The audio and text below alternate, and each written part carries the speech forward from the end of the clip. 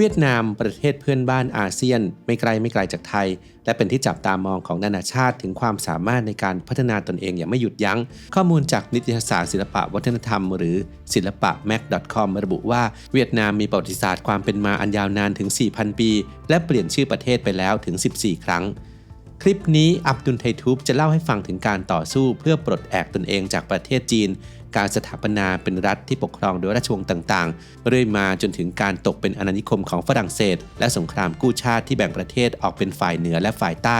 โดยเราจะร่วมเรียนรู้เรื่องราวเหล่านี้ผ่านอดีตเมืองหลวงอันรุ่งเรืองของเวียดนามกันครับ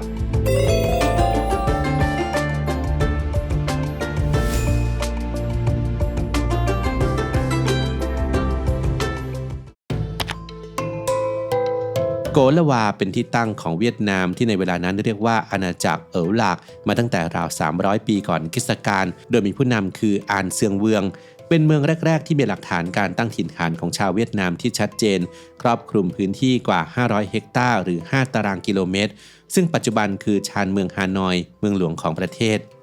โกลวามีป้อมปราการที่มีกำแพง3ชั้นรูปเกลียวคล้ายเปลือกหอยมีคูน้ำล้อมรอบนับเป็นป้อมปราการโบราณที่ใหญ่ที่สุดในเวียดนามชาวเวียดนามเชื่อกันว่าชนชาติของตนมีความเป็นมาตั้งแต่เมื่อ 4,000 ปีก่อนตามตำนานความเชื่อและหลักฐานทางโบราณคดีประกอบกันโดยเล่าขานกันว่าชาวเวียดนามสืบเชื้อสายมาจากมังกรและนางฟ้าและด้วยทำเลที่ตั้งที่อยู่ติดกับจีนจึงอยู่ใต้อิทธิพลของจีนและมีความผูกพันทางความเชื่อและวัฒนธรรมอย่างแน่นแฟ้นโดยตั้งแต่ราว100 ปีก่อนคริสตกาลมาจนถึงปีค.ศ. 938อาณาจักรที่ชื่อว่านามเวียดในเวลานั้นถูกผนวกเข้าเป็นเมืองขึ้นของจีนรวมประมาณ 1,000 ปีและแม้จะมีการพยายามลุกฮือต่อต้านอยู่บ้างเป็นครั้งคราวและได้รับอิสรภาพในช่วงเวลาสั้นๆแต่โดยรวมแล้วต้องใช้เวลานานนับพันปีจึงจะได้รับเอกราชอย่างแท้จริงและยังคงต้องส่งเครื่องบรรณาการให้กับจีนในสถานะประเทศราชเสมอมาโง่ฮวนเป็นผู้ปลดแอกเวียดนามจากจีนได้สำเร็จจากยุทธการที่แม่น้ำแบกดังที่เลือกใช้เวลาขึ้นลงของน้ำและการซ่อนอาวุธไว้ใต้น้ำเพื่อเป็นกับดักทำลายเรือรบจากจีนได้และกลับมาใช้เมืองโกลวาเป็นศูนย์กลางการเมืองการปกครองอีกครั้งและสามารถยึดพื้นที่ตอนกลางและตอนใต้ของประเทศเวียดนามในปัจจุบันซึ่งเคยเป็นอาณาจักรของพวกจามหรือจามป่าได้สำเร็จถัดจากนั้นแม้จะถูกจีนรุกรานเป็นครั้งคราวและเคยถูกราชวงศ์หมิงยึดครองได้แต่ก็เป็นเพียงช่วงเวลาสั้นๆเพียงไม่กี่สิบปีเท่านั้นก็สามารถขับไล่ชาวจีนออกไปได้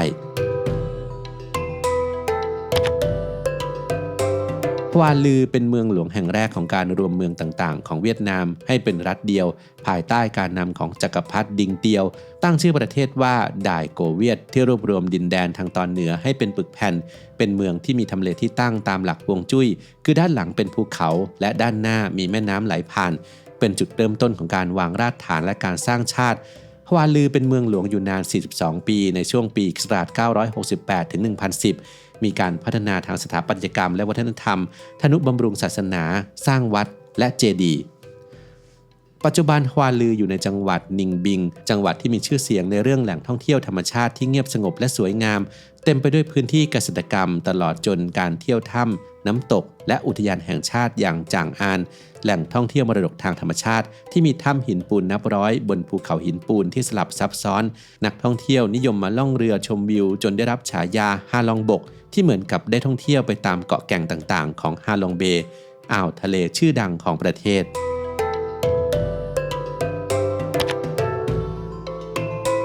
เมื่อรัฐเวียดนามมีความเป็นปึกแผ่นมากขึ้นจึงมีการขยับขยายย้ายเมืองหลวงขึ้นไปทางเหนือที่ทังลองหรือฮานอยซึ่งเป็นเมืองหลวงในปัจจุบันด้วยโดยทังลองในอดีตถือว่ามีชัยภูมิที่เหมาะแก่การสร้างเมืองและอยู่อาศัยได้ดีกว่าฮวาลือโดยพระเจ้าลีท้ายโต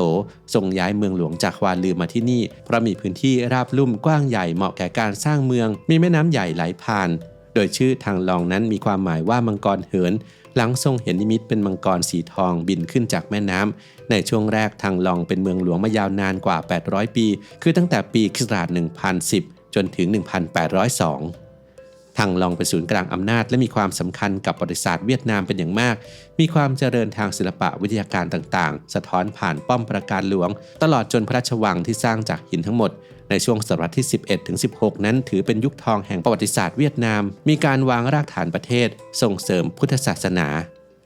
ต่อมาในช่วงศตวรรษที่ 16 ถึง 18 ก่อนการเข้ามาของฝรั่งเศสเวียดนามเริ่มมีการแบ่งแยกเป็นอาณาจักรย่อยๆเหนือกลางและใต้แต่ในที่สุดราชวงศ์เหงียนได้รวมเวียดนามเป็นปึกแผ่นได้อีกครั้งและเรียกชื่อประเทศอย่างเป็นทางการว่าเวียดนามแล้วจึงย้ายเมืองหลวงไปยังเมืองเวในเวลาต่อมาได้มีการเปลี่ยนชื่อจากทางลองมาเป็นฮานอยซึ่งเป็นคำเรียกของชาวเวหมายถึงเมืองที่โอบล้อมด้วยแม่น้ำแม้จะห่างหายจากการเป็นเมืองหลวงไประยะหนึ่งอย่างไรก็ตามฮานอยยังคงเป็นเมืองสำคัญทางตอนเหนือของประเทศและเป็นฐานที่มั่นของกลุ่มเวียดมินหรือขบวนการชาตินิยมที่ก่อตั้งโดยชาวเวียดนามเรียกร้องอิสรภาพให้กับชาวเวียดนามและจึงกลับมาเป็นเมืองหลวงของเวียดนามเหนือและของประเทศเวียดนามอย่างเป็นทางการเมื่อเวียดนามเหนือเอาชนะเวียดนามใต้ได้สำเร็จ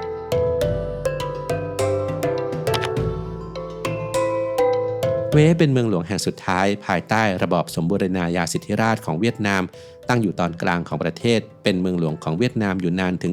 144ปีตั้งแต่ปี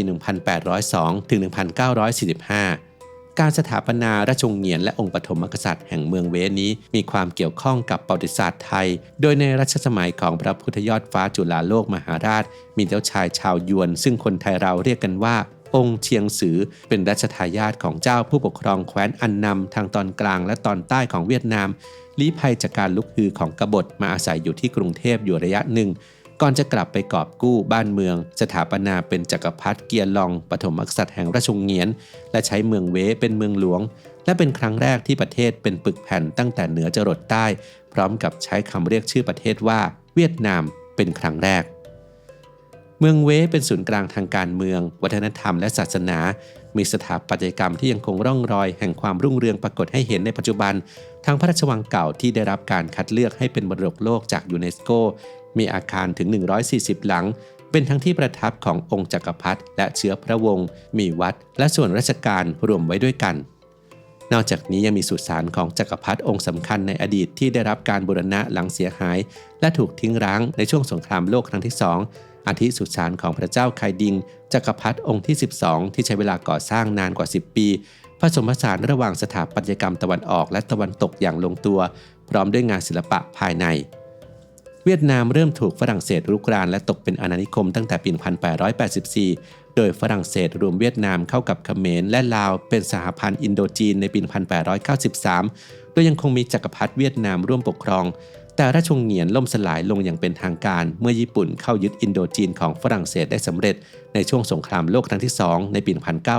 1940 ทำให้จักรพรรดิบ่าวไดจักรพรรดิองค์สุดท้ายต้องสละราชบัลลังก์และแม้จะเป็นประมุขแห่งรัฐเวียดนามใต้ต่อมาอีกเกือบ10 ปีแต่สุดท้ายก็ถูกขับออกจากตำแหน่งและลี้ภัยไปอยู่ฝรั่งเศสทั้งครอบครัว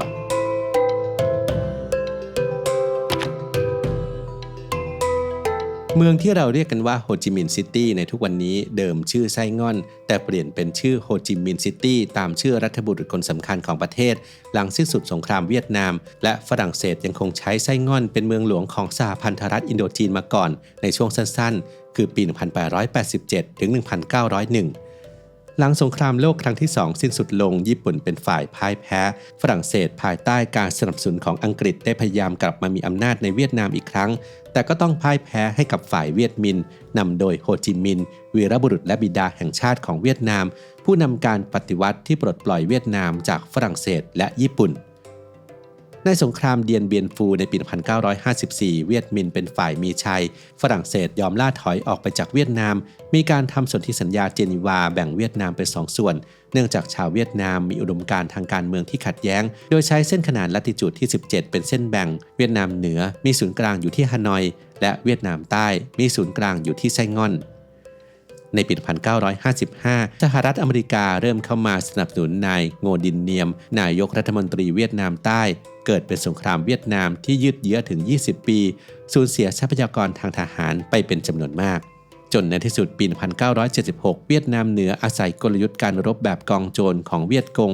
ซึ่งเป็นกลุ่มแนวร่วมคอมมิวนิสต์ในเวียดนามใต้ทำให้สามารถรวมประเทศเป็นหนึ่งในนามสาธารณรัฐสังคมนิยมเวียดนามและเปลี่ยนชื่อเมืองไส้ง่อนเป็นโฮจิมินห์ซิตี้ที่ปัจจุบันเป็นเมืองที่ใหญ่ที่สุดของประเทศในแง่ของการมีประชากรอยู่อาศัยมากที่สุดทั้งยังเป็นเมืองเศรษฐกิจที่สำคัญมีการลงทุนจากต่างประเทศจำนวนมากมีการพัฒนาด้านอุตสาหกรรม สำหรับเมืองที่มีชื่อเสียงด้านการท่องเที่ยวอื่นๆที่น่าสนใจก็คือฮอยอันเมืองท่าในอดีตที่เต็มไปด้วยสีสันมรดกโลกที่ผสานเอาวัฒนธรรมจีนญี่ปุ่นและยุโรปรวมกันได้อย่างลงตัวหรืออาจจะเป็นเมืองดานังประตูสู่เวียดนามที่มีชื่อเสียงจากสถานที่ท่องเที่ยวแบบ Man-made Destination ที่สร้างขึ้นมาใหม่โดยเฉพาะอย่างยิ่งบานาฮิลที่ได้รับความนิยมเป็นอย่างมากนอกจากนี้ยังมีซาปาในจังหวัดหลาวไก่เมืองในหมอกที่กำลังมาแรงท่ามกลางภูเขาสูงอากาศหนาวเย็นตลอดปีและอาจมีโอกาสได้สัมผัสหิมะได้โดยไม่ต้องเดินทางไกลจากเมืองไทยชาวอับดุลไททูบเคยไปเที่ยวเวียดนามกันมาบ้างแล้วหรือเปล่าครับลองบอกเล่าความประทับใจกันได้ในความคิดเห็นได้เลยนะครับ CBD Daily Oil มีส่วนประกอบหลักจากสารสกัด CBD น้ำมัน MCT และวิตามิน E ซึ่งมีคุณสมบัติที่ช่วยให้ร่างกายรู้สึกผ่อนคลายและลดความวิตกกังวลแนะนำให้ใช้ครั้งละ1มิลลิลิตรครับโดยหยดใต้ลิ้นหรือผสมกับเครื่องดื่มจะช่วยลดความเครียดและส่งเสริมการนอนหลับที่มีคุณภาพมากขึ้นผู้ใช้หลายท่านพบว่าหลังจากใช้ผลิตภัณฑ์แล้วอาการคิดฟุ้งซ่านหรือความกังวลก่อนนอนลดลงทำให้สามารถนอนหลับได้ง่ายขึ้นครับแล้วเมื่อคืนทุกคนนอนหลับดีไหมครับลองคอมเมนต์มาคุยกันครับ